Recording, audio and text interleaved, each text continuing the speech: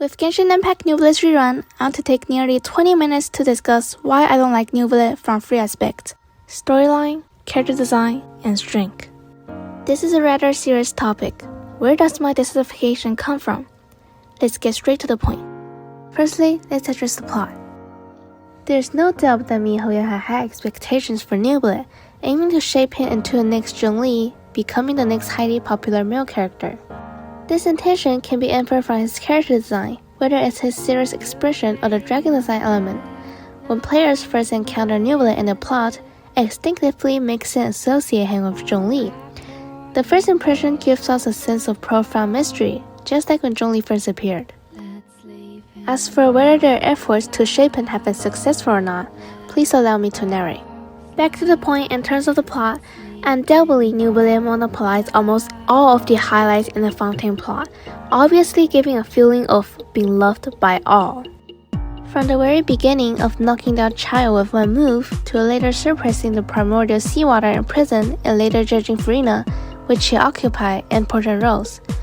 Finally, bidding farewell to Focalors, regaining the authority of water, and then pardoning all the people of Fontaine of their sins and defeating the world boss. In between, even events like rescuing Neuvillette, the favorable event, all went to him. It's easy to see that Mihoyo's planning team quite like this character, liking him so much that they want to give him all the main storyline highlights. I ask you all, of all the memorable Fontaine main storyline highlights, how many of them did not involve Neuvillette? All of this is to shape him into the Zhongli of Fontaine, even if it means making players act as a camera for over 2 hours, even if they have to use Child as a stepping stone, even if they have to give him the highlights that belong to the players. In order to shape Neuvillette's tall image, Mihoyo has really sacrificed a lot. But I feel that they're too biased towards Neuvillette, and makes other characters seem like accessories, like extras, just to showcase the greatness of Neuvillette. I personally dislike this approach, because the main storyline should not be exclusive to one character. Mihoyo's approach sacrifices the entire main storyline to accommodate Neuvillette, thereby neglecting other characters. Regarding the entire plot, I think Neuvillette has undoubtedly had a negative impact. The highlights that should have been distributed among multiple characters, including the protagonist, have all been concentrated on Neuvillette, making some characters seem redundant. Especially in the 4.1 prison mainline, even if the player is removed, it won't feel out of place. While players stayed in prison for 2 hours was meaningless, even less meaningful than the dreams they had while sleeping in bed. In contrast, Neuvillette appears too great. Although he only appears for a few minutes, he single-handedly managed to restrain the rampaging primordial seawater and save the entire Fontaine. But is this reasonable? What are players? What are protagonists? Why did we work for 2 hours only to do something meaningless? Who deliberately took away our highlights that belong to us? If you've been playing Mihoyo games for a long time, you'll notice that Mihoyo likes to use exciting plot performances and cutscenes to cover up some of the shortcomings of the script. After all, not every player will read the text carefully. Many people prefer to dive straight into battle or watch cutscenes directly to get a thrill. It's difficult for such players to notice that the plot itself has significant problems. I don't deny the importance of cutscenes and plot performances, but they shouldn't be the entire game, nor they should be used to cover up poorly written plots. However, for hardcore players, these performances are just an addition. The most important thing is still the plot itself. In summary, I think Neuvillette's presence has had a negative impact on the entire Fontaine plot. Everyone revolves around him, and the core of all events is him. Even the Hydro Archon, Focalors, has to say to him, Hydro Dragon, don't cry." I want to ask, compared to the relatively unharmed Neuvillette, shouldn't Focalors go comfort Farina, who has already collapsed and endured 500 years of loneliness and suffering? You guys shouldn't be so biased towards one character. Returning to the topic, apart from me, there are also many players in the Chinese Chinese player community who believe that miHoYo is overly phrasing Neuvillette, to the extent that the entire Fontaine plot has become a sacrifice. If players have still seriously watched the plot and carefully thought about it, they might find that the plot behind it is actually very poor. Then the second part, character design. When it comes to Neuvillette's character design, aside from the game's emphasis on his aloof image, what stands out most in players' minds should be the lines from his character voice, "Let the mighty be humbled," and "I am now a fully fledged dragon, powerful enough to judge the rest of the gods." These two lines of dialogue above undoubtedly aim to create an image of someone who is unafraid of authority, yet carries great power, which isn't a bad concept in itself. However, the problem lies in the actual portrayal and the storyline.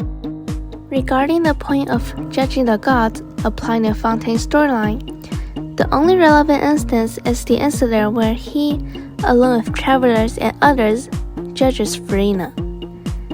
Frankly, I don't see how a group of people gathering to set a trap for a powerless girl, pressuring her with high-handedness, can interpret the concept of unafraid of authority. And how does it convey the consciousness to judge the gods? To be blunt, this is simply bullying akin to public execution. And in this scenario, acting as the chief judge not only fails to demonstrate Neuvillette's authority, but actually makes me feel repulsed. Furthermore, the storyline of Furina's judgment also vividly illustrates Neuvillette's lack of human emotions. In the storyline, while Neuvillette attempts to understand human emotions to the best of his ability and has been learning over 500 years, this portrayal is meant to make players feel a sense of affinity toward him. Yet in the plot, Furina, as someone he has known for 500 years, he neither stops the group's bullying nor defends her to the people of Fontaine even just a word. This stark contrast between his character design and his actions makes him seem utterly devoid of human warmth. At this point, some might argue, at that time the situation was urgent and Neuvillette had no choice but to act that way. He was also coerced, etc. Okay, fine. Let's assume that's the case. But then I have another question. If we put it that way, after everything has settled it, after the crisis has passed, Neuvillette, as one of the few who knows the truth, he didn't do any compensation measures for Furina. First, he neither explained to the people of Fontaine to change their negative impression of Furina during the trial. Second, nor he apologized for setting her up, let alone offer a word of solace for Furina's 100 years of dedication. Additionally, the travelers also face similar issues here. After witnessing Furina's inner world and learning the truth, travelers show no guilt for their deceit and forced judgment of Furina, let alone offering an apology. Digressing a bit, let's return to the topic of Neuvillette. Based on what I have mentioned earlier, Neuvillette's portrayal in the storyline does not align with the labels attributed to him, giving off a strong sense of dissonance. He is too detached from the mundane world, perfect to a point I cannot comprehend. Perhaps this is what the planning team wanted to showcase? Now let's delve into the phrase, "Let the mighty be humbled." At face value, Neuvillette wants to convey that even when faced with someone stronger, he remains unafraid and can maintain absolute fairness to judge them. It sounds impressive and is akin to the arrogance one would expect from a chief judge, but what does it actually entail? Towards the end of the Fontaine storyline, after defeating the whale boss, Skirk, who is responsible for supervising the whale, appears. But she declared that the whale that caused significant chaos in Fontaine was actually her master's pet, and she herself couldn't supervise the pit, leading to the tragedy in Fontaine. Now that everything has been clarified and the person responsible for the incident has been identified, what should Neuvillette as the chief judge of Fontaine do? 1. Blame Skirk for failing to supervise the whale pit. 2. Inquire with Skirk about her masters, or let her pass a message to her master requesting her master to come to Fontaine and take responsibility for the pit's actions. 3. Detain Skirk temporarily as responsible person for the incident, then wait for her master to resolve the situation. Unfortunately, he didn't do any of that. When Skirk was about to leave, he didn't even stop her, but he could still talk to her in a very calm manner. Even though I understand that the reason why Neuvillette didn't dare to judge Skirk is that he needs to take care of Fontaine, so he dare not go up to judge Skirk. But I still feel very wrong. Isn't Skirk one of the main culprits who almost destroyed Fontaine? How could you speak to her in such a mild tone? After reading through the aforementioned plotlines, I realized that Neuvillette's ideology is not let the mighty be humble. Instead, it actually is, I only dare to disdain all who are smaller than myself, and I dare not disdain those who are too powerful than myself. Because often, we tend to focus more on what a person does rather than what they say, and eventually, the planning team did not design him to be a consistent individual. In terms of the setting, he is learning about human emotions, but he actually turns a blind eye to Freena's 100 years of loneliness and dedication, displaying only indifference and ignoring human emotions. According to his character design, he is unafraid of authority and even wants to judge the gods. However, when he encounters Skirk, whose power is unfathomable, he not only fails to judge her on behalf of Fontaine that just experienced hardships, but also refrains from expressing any dissatisfaction towards her. To me, Neuvillette's character design is undoubtedly quite flawed. The storyline and character design should complement each other, but what the Fontaine storyline actually demonstrates makes his character label seem extremely hypocritical. I believe the copywriting team must bear the primary responsibility. It's their fault that Neuvillette appears so hypocritical. If they could do better, Neuvillette could definitely become a more perfect character. In other words, it's because they feel that Neuvillette couldn't become flawless. Whether he can reach the level of Zhongli is another matter altogether. Okay, to wrap up, let's talk about Part 3, Strength. Before the appearance of Neuvillette, there were heated discussions in various communities about character strength and team composition. How to optimize your lineup to make your character stronger, how to maximize damage output with certain actions, which characters to pull to support your favorite ones. But all of this gradually quieted down with the arrival of Neuvillette. There's nothing to do about it. No matter how skilled superb you are or how well developed your characters are, after a flashy set of offering, might still be unable to match Neuvillette's set in one place and spin. Neuvillette possesses high damage output, long range attacks, wide coverage, loose HP plus healing, and even invulnerability at C1. Neuvillette with such a luxury kit, compared to all main battlefield DPS in Genshin Impact that's been released, was another dimension exists to them. Compared to Neuvillette's dominance mechanics, those main battlefield characters are now primitive. Previously, main battlefield characters with low constellations were sure to suffer from debuffs, with only differences in the severity of those debuffs. However, Neuvillette isn't that easy. His mechanics are pretty complete, was rare enough for him to stand alone as a formidable force. The consensus among players is that a C1 R1 Neuvillette can rival the previous 6/6 R1 main battlefield DPS characters before Fontaine. This is quite terrifying, because the former and the latter's level of cost are completely different, causing the numerical value cliff like inflation and has left many players feeling aggrieved.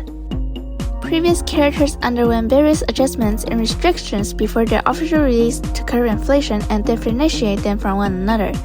However, Neuvillette's appearance renders all of this moot as a joke. He himself proves what it means to be an official cheat.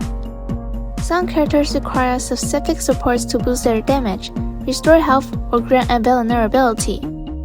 In the context of an RPG, this is all normal. However, Neuvillette's presence feels jarringly out of place because he is so perfect on his own. With his innate healing ability, high damage output, and the long range, wide areas of attacks, saying as if he doesn't even need teammates. I'm not here to review strength inflation because it's a gacha mobile game, it's an inevitable thing. I played a game which I spent few years and witnessed the damage cap from 100,000 to several billion. Compared to that game, made Genshin Impact seem relatively restrained. So when Neuvillette first debuted, I was actually quite pleased. Once strength inflation escalates, there's no turning back. future characters must become progressively stronger, or else players will buy into them. So I naively hope that following Neuvillette's release, we will see more characters of its caliber, including ones I will like. However, that hasn't been the case. As of the current version, Neuvillette remains an unreachable pinnacle, surpassing all others. If Zhongli represents the ceiling for support characters, then Neuvillette is undoubtedly the ceiling for main battlefield DPS characters, and much more severe than that. Previously, Zhongli made players no longer needed to move, and now Neuvillette allows players to stop running around, try to pull enemies together. All you have to do is stand still, click the mouse and spin around, and the enemies within range will be wiped out. Can be called as one-click screen clear. After witnessing such an invincible character, what will players who have always worked hard to cultivate other characters they like think? If future new characters continue to be filled with debuffs, requiring various compromises to restrain the inflation, how will players think? As a player, I certainly hope that the new characters will become stronger and stronger because there will definitely be ones I like. But the reality is not like that. So I have a question in my mind. Why only is Neuvillette so strong? Not only does he have highlights in the storyline, his status is also on par with the 7 Archon, and his design is aimed at a perspective of dignity. His strength is also unparalleled. To this extent, even I will think that he must have been favored by the Genshin Impact planning team. Going off track a bit, I just feel disappointed that the characters I like don't get the expected strength. When I went through the storyline, I really liked Dehia and was always looking forward to pulling her.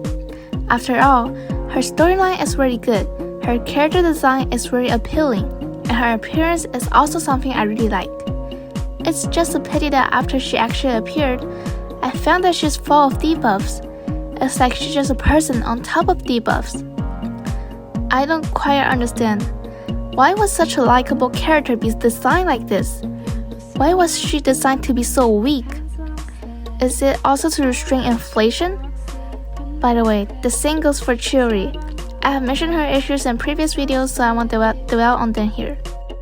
Back to the topic, I can assure that if there's no Neuvillette, these issues wouldn't be so obvious. But because of Neuvillette, every new character in the future will be compared to him. As long as their mechanisms and damage notice is high, then pulling for them would just be paying for love. Using a phrase from the Chinese community, not as good as Neuvillette's one shot. It means that no matter how superb the technique and team composition, they can't compare to Neuvillette's spinning on one place. He completely destroys the strength systems of Genshin Impact, making all discussions about strength meaningless. And what kind of character shaping he is, the previous parts of the storyline and character design have already said, so I won't reiterate on it. So since new characters are not as good as Neuvillette's one shot, is there really a need to pull them? Just pull Neuvillette directly. However, characters like this, which are like external plugins, also easily wear down players' enthusiasm. After experiencing the enjoyable of him a few times, how many of you are still interested in the battles and elementary reactions of Genshin Impact? Has the motivation to open the game and develop other characters gradually diminished? In my opinion, this is also the heavy blow that Neuvillette's existence has brought to the game. Alright, if you have watched up to this point, I must thank you for your patience and seriousness. Finally, in the true conclusion of this article, let me say a little more about my personal comprehensive view of Neuvillette. As a character with both storyline and combat strength, Neuvillette has numerous highlights and positive labels. He's like the embodiment of justice, the darling of the planning team and scriptwriters. But such a character has caused irreversible negative impacts on the main storyline of Fontaine, and the overall combat strength of the game's characters. As for whether his shaping is successful, whether he will become Fontaine Zhongli, after seeing his first rerun revenue, I believe everyone already has an idea in their minds. After all that's been said, whether in terms of storyline or strength, I seriously hope that every character can be treated equally. That's all for the content of this video. Of course, as a player who has been deeply hurt by Genshin Impact, there's much more I want to say to Genshin Impact and MiHoYo. Thank you for watching, and feel free to share your thoughts in the comments. I wish you a happy and joyful life every day.